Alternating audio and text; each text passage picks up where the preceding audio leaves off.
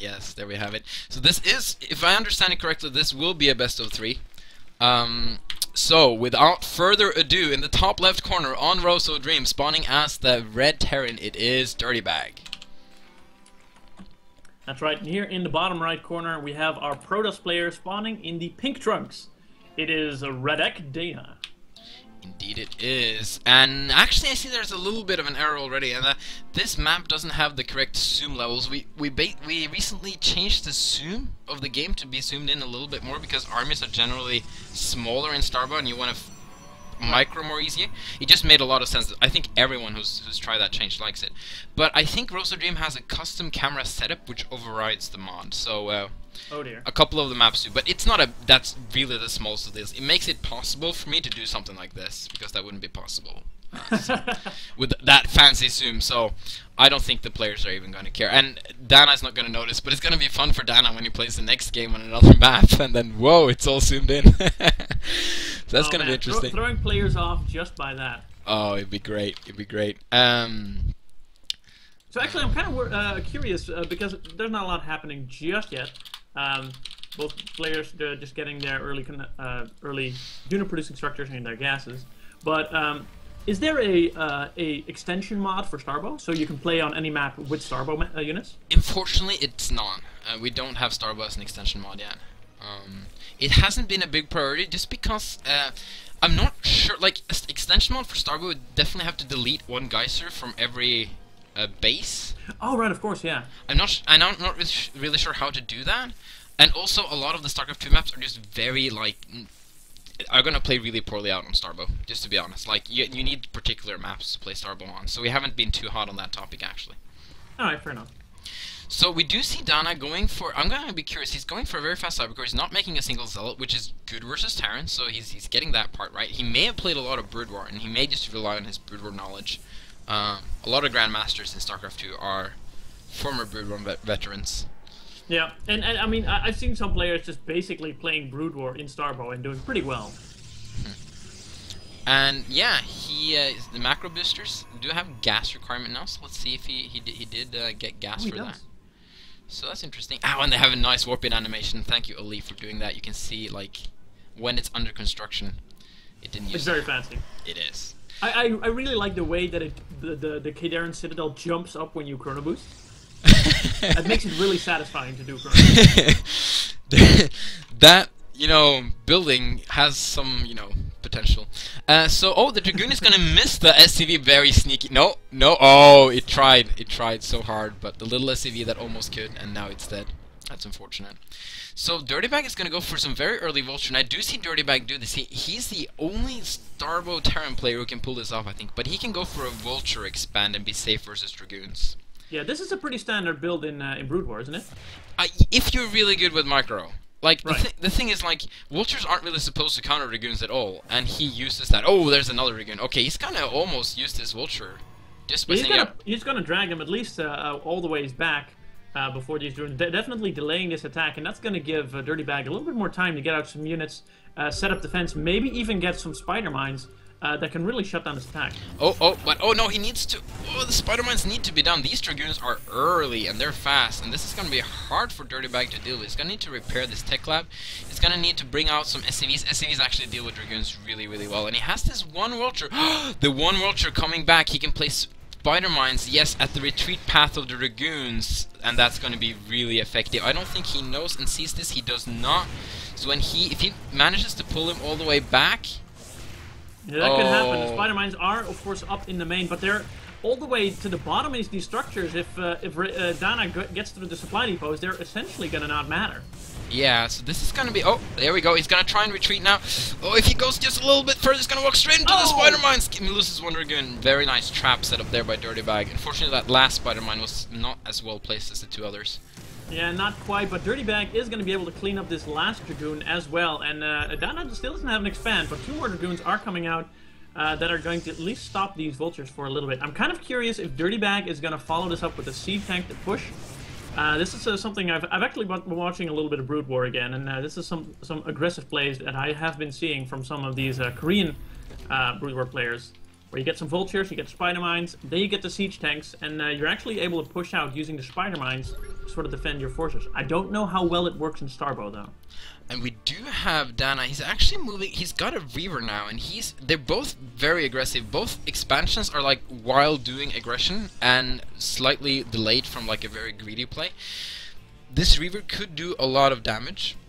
There's a siege tank here though, but here comes the SCVs. And this command center lands, so the SCVs are gonna start clump up a little bit. So Dana sees what's going on here. Very slightly. He may have been thinking of dropping on the high ground. Of course, that is undroppable. And there we go. We have the Reaver.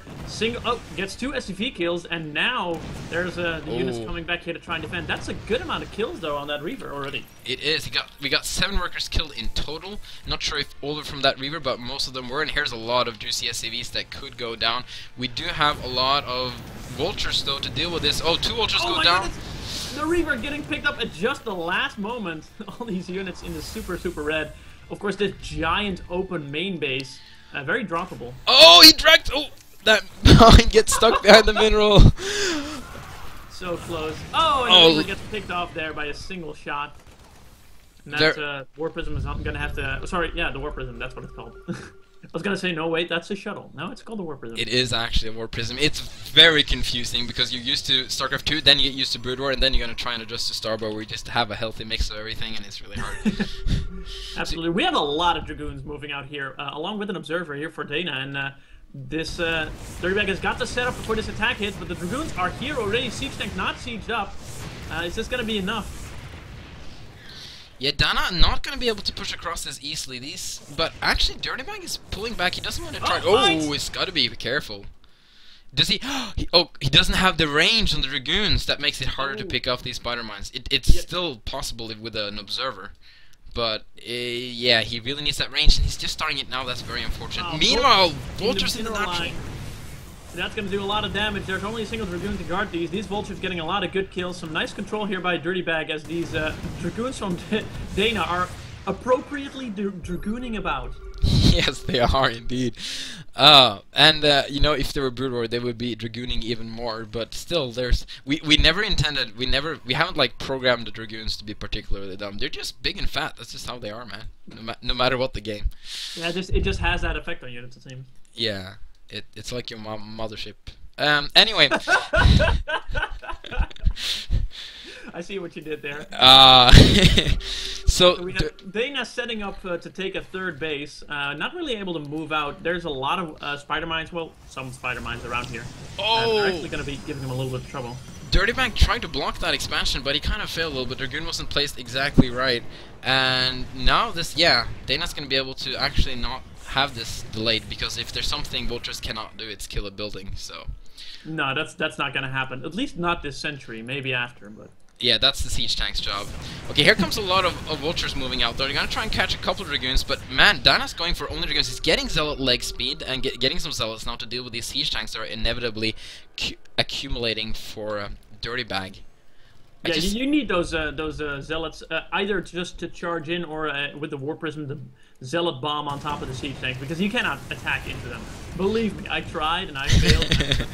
Oh, you don't. And I like this from Dirtybag. He didn't just send all the Vultures up to get potentially trapped. He did set up a lot of spider mines first, but now he's actually committing all the Vultures up here, which could get trapped just to kill this Nexus. And we got some very slow poor Zealots that are just going to eat a lot of mines. Good line positioning, though, getting a lot of Dragoons right off the bat. Very nice and effective harass here from these Vultures. Oh, this minefield is excellent, and he gets blocked out. He doesn't get in there. Very nice block from Dana, whatever his name is. World's first Vultures killing a building. Dragoons now stopping the rest of the Vultures from heading up into this ramp.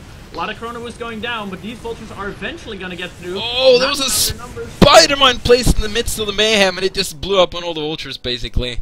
Oh man, a little bit of a backfire there, but now Dana has cleaned up, has not taken massive damage, but is at a slight worker deficit there compared to his opponent.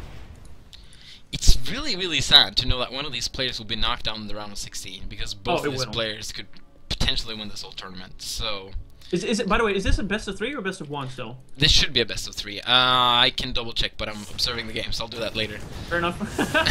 Dragoon's actually pushing in. None of the siege tanks sieged up, giving Dana a lot of free time to just move around there. Now, Vultures are going to set up some mines, disincentivize another attack here.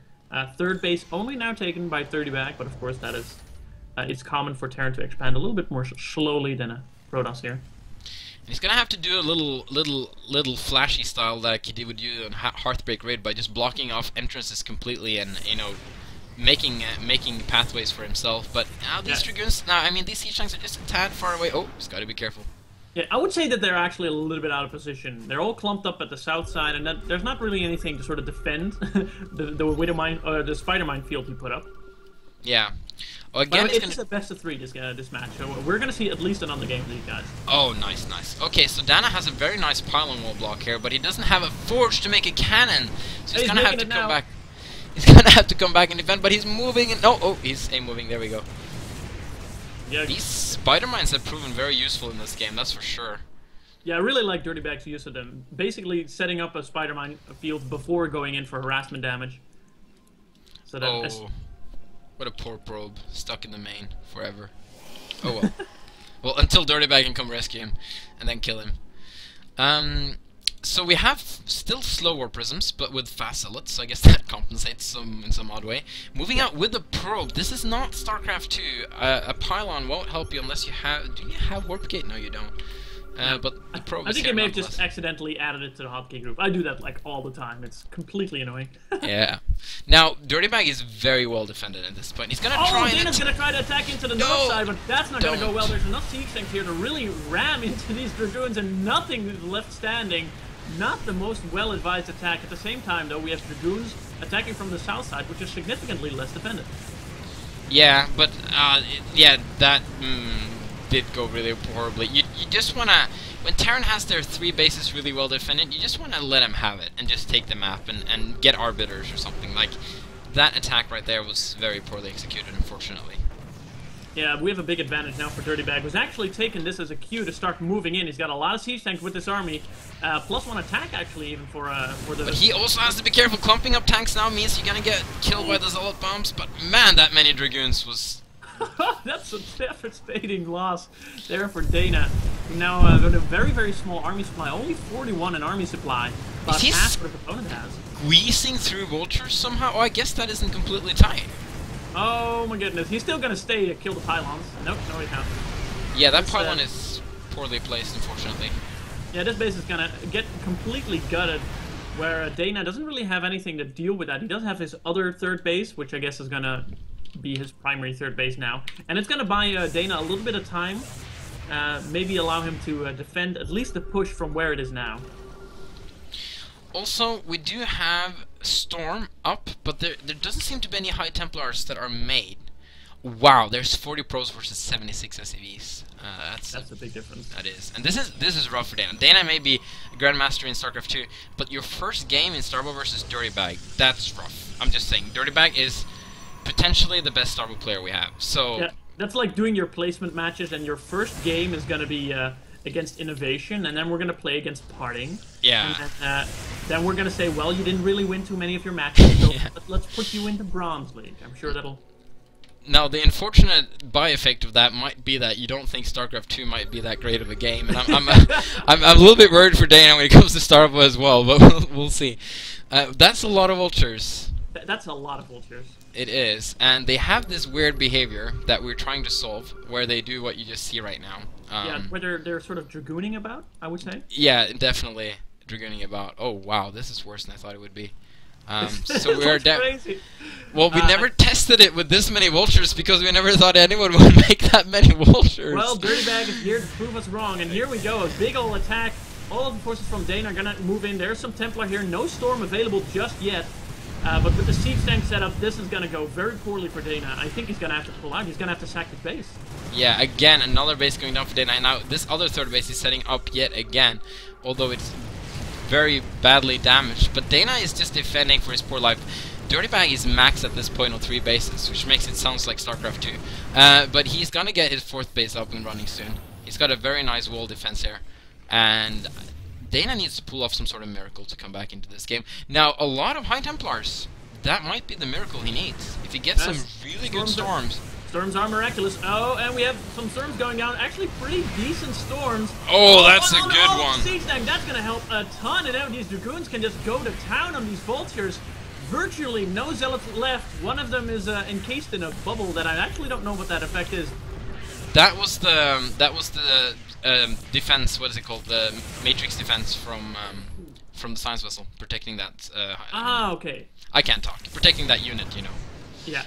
Dana does eventually break Dirtybag's army by getting some of those miraculous storms. So I guess that's exactly what he needed now. Taking a 4th base here. And all of a sudden, it doesn't look so bad for Dana. That was a really big fight for him. He's still fighting from behind, but it wasn't as horrible of supply deficit as it could have been. Unfortunately, at the end there, he did lose a lot of dragoons to spider mines, so he did take a cost-effective engagement, but not as cost-effective as he might need at this point to get back. But we'll see though. So Dirtybag trying again with some vulture harass, trying to get into this base. This is going to be hard, but that's a lot of vultures. Yeah, that's also some dragoons there blocking it. The cannon isn't quite done yet, so not really any defense here. But it is going to buy Dana some time. It is going to use to get his reinforcements in here. Oh, just saving by the cannon as he completes. Now this Dark Templar, I think, will clean this up if he doesn't scan and knows about it. Oh, there comes the scan. He sees it. Oh, nice great storm, though. Actually popping a few of those lower health vultures. And this is going to get cleaned up. And whoa. That Archon looks mighty fancy. It is a new Archon that we have added. Well, it's not. The model is actually quite old. It's made by Ghost Nova, I think he calls himself. He's on the SC2 Mapster, and it's mighty awesome. Let's just put it that way. I love that trail. That's really cool. And the trail also is color coded, so it's easier to see who's, because now it just looks very normal because he's pink. But if he was red, it would be a red trail. That makes it a little bit easier to see what sort of Archons we're talking about here. Mm-hmm. Dana now has established a 4th base, no mining there yet, but this is a big push there from Dirtybag. Oh, there's an EMP! Oh, that's a lot of Templar without Storm. Don't push across those bridges. Don't push across the bridges. Thank you for... Oh, but he did lose the one more prism full of units. And an Archon fell down. Another EMP going down. Still, there is a little bit of storm here. Dirtybag now going to move into the choke. That could be the perfect time to start storming here. We've got a pretty decent storm on a number of these siege tanks. Not enough to kill him off, though. And I think, yeah, there we go. GG is called.